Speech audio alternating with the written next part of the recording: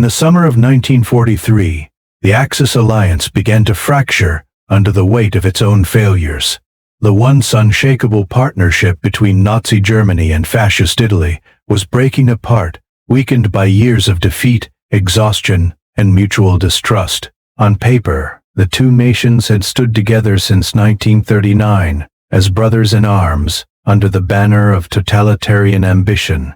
In reality, their alliance had always been fragile, held together by shared enemies more than by shared trust. When Italy secretly negotiated a surrender to the Allies in early September 1943, it set off one of the most dramatic reversals in modern history. Overnight, Allies became enemies. Former comrades pointed their guns at each other. 10,000 German soldiers found themselves surrounded and captured by the very men who had been fighting beside them only days earlier. And in Berlin, fury exploded.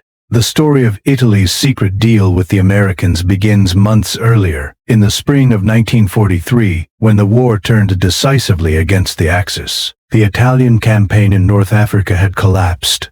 Rommel's Afrika Corps, once celebrated as the spearhead of Axis success, was in full retreat. The Allies had landed in Tunisia and were closing in on Sicily. Italian morale was at rock bottom. Cities had been bombed, supply lines broken, and the population was weary after years of hardship. Within Italy itself, faith in Mussolini's leadership was disintegrating. The Duce's promises of empire and glory had turned into starvation and defeat.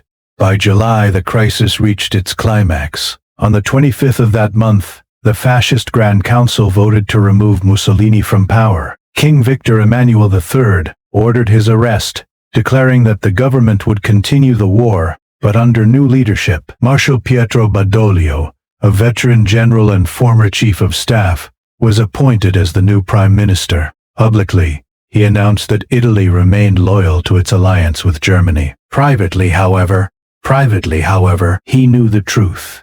Italy could not continue fighting. Its armies were exhausted, its economy shattered, and its people desperate for peace. From the moment Badoglio took office, his government began to search for a way out.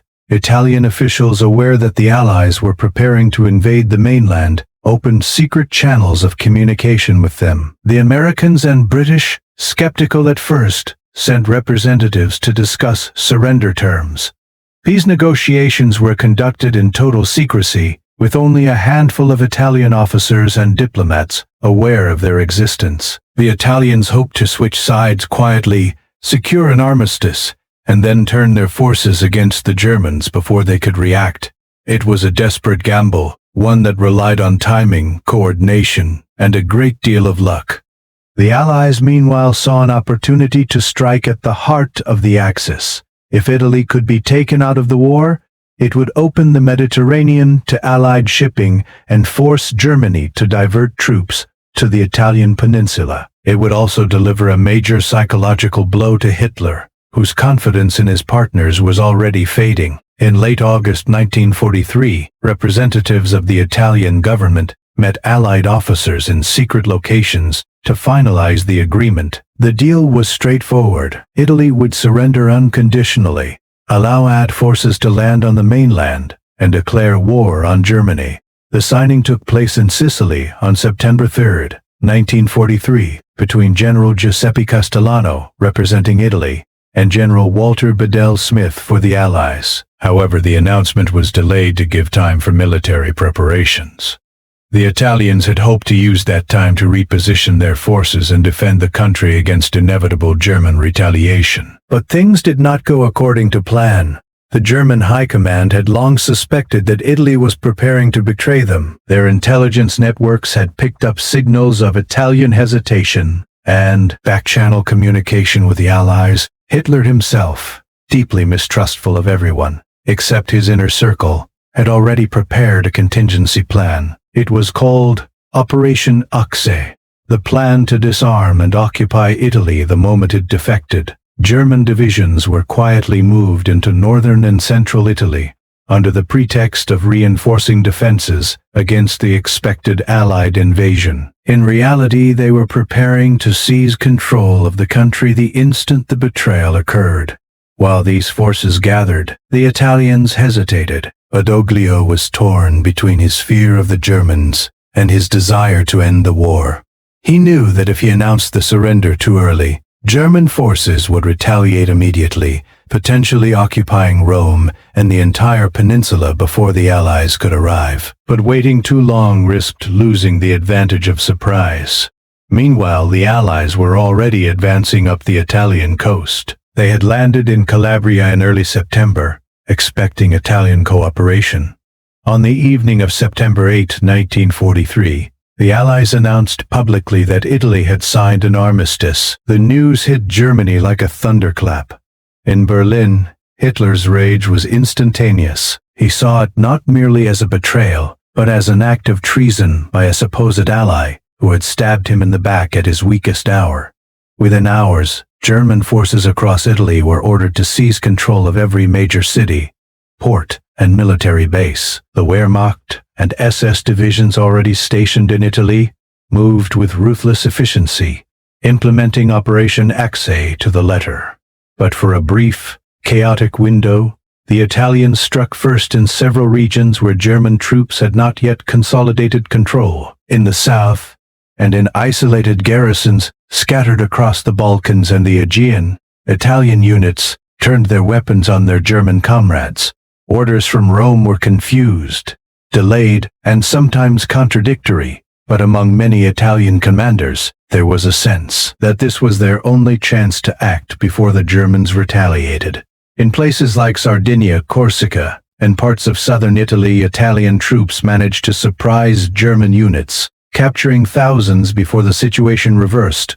It is estimated that in the immediate aftermath of the armistice, over 10,000 German soldiers were captured by Italian forces who had just hours earlier been their allies. In Rome, chaos reigned. German armored columns raced toward the city, while Italian officers debated their next move. King Victor Emmanuel and Badoglio fled the capital under cover of darkness, heading south toward the safety of Allied lines. Their flight left the Italian army leaderless. Many divisions simply disintegrated, unsure whether to fight the Germans, surrender, or flee. Communication between units broke down completely. In the absence of clear orders, local commanders made their own decisions. Some fought bravely against German forces, others surrendered without resistance, and some even chose to remain loyal to Germany, believing that switching sides was dishonorable. For the Germans, the betrayal was both a humiliation and a strategic crisis. Hitler had relied on Italy to secure the Mediterranean flank, and its sudden defection threatened to expose southern Europe to Allied invasion. His fury was directed not only at the Italians, but also at his own commanders, for not anticipating the scale of the collapse. Yet in military terms, the German reaction was swift and devastating. Within days, German divisions had seized control of northern and central Italy, disarmed hundreds of thousands of Italian soldiers, and re-established a line of defense stretching from Naples to the Alps. German retaliation was merciless. In some cases, they executed Italian officers who had resisted. Entire Italian divisions in the Balkans and on the Greek islands were surrounded and annihilated. One of the most tragic examples occurred on the island of Cephalonia, where the Italian Acqui division, after initially capturing German troops, was surrounded by reinforcements and forced to surrender. The Germans, enraged by the betrayal, executed thousands of Italian prisoners over several days. It was one of the bloodiest reprisals of the entire war. Meanwhile, Mussolini, who had been arrested by the Italian government after his removal in July, was rescued by German commandos in a daring raid on September 12. Flown to Germany and then returned to northern Italy, he was installed as the head of a puppet regime called the Italian Social Republic. This new government, headquartered at Salo on Lake Garda, remained loyal to Hitler and continued fighting alongside the Germans, but it was little more than a facade. The country was now divided in two, the north under German occupation and the south under Allied control. led by Badoglio and the king. Italy had become a battlefield, not just between Axis and Allies, but between Italians themselves. The German fury over Italy's betrayal did not fade quickly. Hitler never forgave his former ally. To him, Mussolini's overthrow and Badoglio's surrender represented the ultimate treason. He had always viewed Italy as the weaker partner, militarily unreliable and politically unstable. The events of September 1943 confirmed every suspicion he had ever held. In private conversations, he ranted about Italian cowardice and incompetence, blaming them for the collapse of the Axis position in the Mediterranean. He ordered the German army to treat Italy not as a former ally but as occupied enemy territory. Factories were dismantled and shipped to Germany. Italian workers were deported for forced labor, and the population was subjected to harsh military rule. For the Italians, the consequences of their secret deal were catastrophic. The hope that signing an armistice would spare the country from further suffering proved tragically naive. Instead, it plunged Italy into civil war. The German occupation brought repression and terror, while the Allies advanced slowly from the south. Italian partisans began to rise up against both the Germans and the remaining fascists, turning the country into a patchwork of resistance and collaboration. Cities like Naples saw uprisings as civilians fought to drive out German troops before the Allies arrived. The decision to switch sides had been driven by desperation more than strategy. Badoglio and the king hoped that by surrendering to the Allies, they could preserve the monarchy and avoid total destruction. They believed that Italy's surrender would be quick, that the Germans would retreat, and that Allied forces would swiftly occupy the peninsula. But they underestimated both the speed and ruthlessness of the German response. Within a week of the armistice announcement, most of Italy's army had ceased to exist. Out of roughly 2 million Italian soldiers stationed at home and abroad, nearly half were captured by the Germans. Hundreds of thousands were deported to labor camps in Germany, where they endured harsh conditions for the remainder of the war. Yet despite the chaos, Italy's surrender marked a turning point. It forced Germany to divert troops from other fronts to occupy and defend the peninsula. It opened a new front in Europe, drawing German resources away from France and the Eastern Front. The Allies now had a foothold on the mainland, and within months they would push northward, eventually liberating Rome in June 1944. The price of that progress, however, was enormous, for both the soldiers and the civilians trapped in the middle. From a political perspective, the secret deal between Italy and the Americans was one of the most dramatic betrayals in military history. It reflected not only Italy's exhaustion, but also the collapse of faith in the Axis alliance. From the beginning, the partnership between Hitler and Mussolini had been one of convenience rather than equality. Germany's dominance had always been resented by many Italians, especially within the military. When the tide of war turned, that resentment deepened. Many Italian officers saw Germany not as a partner but as an occupier, using Italy for its own strategic ends. The fall of Mussolini gave them the chance to act on that resentment. The armistice was their attempt to reclaim national independence, even if it meant turning on their former ally. In Berlin, the betrayal was interpreted differently. Hitler saw it as proof that only brutal control could maintain loyalty. After 1943, his approach to Allied nations became even harsher. He tightened his grip on Hungary, Romania, and Bulgaria, ensuring that none of them could repeat Italy's defection. He no longer trusted any partner fully, relying instead on occupation and coercion. The events in Italy hardened his worldview and deepened his paranoia. For the ordinary German soldiers stationed in Italy at the time, the shock of the betrayal was personal. Many had fought side by side with Italian troops for years, shared rations, and endured the same hardships. When the armistice was announced, they found themselves surrounded by former comrades who were suddenly enemies. Some were taken prisoner without a fight, while others resisted and were killed in the confusion. The capture of roughly 10,000 German soldiers overnight in various regions was one of the most sudden reversals of fortune in the entire war. For the Wehrmacht, it was both a humiliation and a warning, a reminder that alliances could collapse in an instant. As the war dragged on, the Italian front became one of the most grueling campaigns in Europe. The mountains and narrow valleys turned every advance into a battle of attrition. The Germans fought fiercely to hold the line, using the terrain to their advantage. Meanwhile, Italian partisans and Allied commandos carried out sabotage and ambushes behind enemy lines. Every village became a potential battleground. Every village became a potential battleground, every civilian a potential target. The suffering of the Italian people during this period was immense. Bombings, reprisals, and famine became daily realities.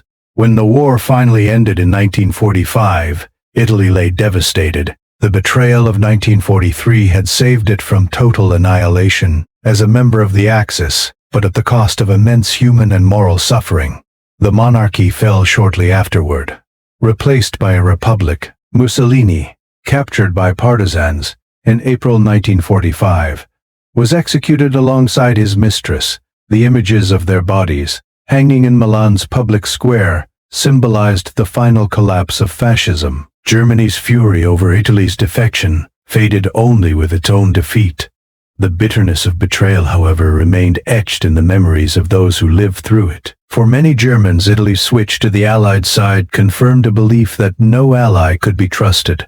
For many Italians, the armistice was remembered not as an act of betrayal but as an act of liberation, a desperate attempt to reclaim a nation from a disastrous alliance. In retrospect, the events of September 1943 show the fragility of alliances built on coercion and fear. Italy's secret deal with the Americans was born from desperation, carried out in secrecy, and executed with chaos. It changed the course of the war in the Mediterranean, accelerated Germany's downfall, and revealed the human cost of political deceit. The capture of 10,000 German soldiers by their former allies was more than a military episode. It was the symbolic rupture of an alliance that had been doomed from the start. In the quiet hours after the armistice announcement, German officers in Italy sent frantic messages to Berlin, reporting betrayal, confusion, and loss. Their words reflected the disbelief of men who had fought beside their captors only yesterday. By dawn, the orders from Hitler were clear. Italy was to be punished, occupied, and subjugated. And so it was. In less than a week, the country that had once been Germany's partner was under German boots again. Its government divided, its people trapped between liberation and vengeance. This was the cost of Italy's secret deal, a desperate gamble to end one nightmare that only opened the door to another. Yet in the long view of history, that gamble helped break the Axis and hasten the end of the war. The fury it provoked in Germany was immense, but so too was the relief it brought to those who longed to see fascism fall. It remains one of the most dramatic and humanly complex episodes of World War II, a story of betrayal and survival, of courage and chaos, and of how a single decision could reshape the destiny of nations overnight.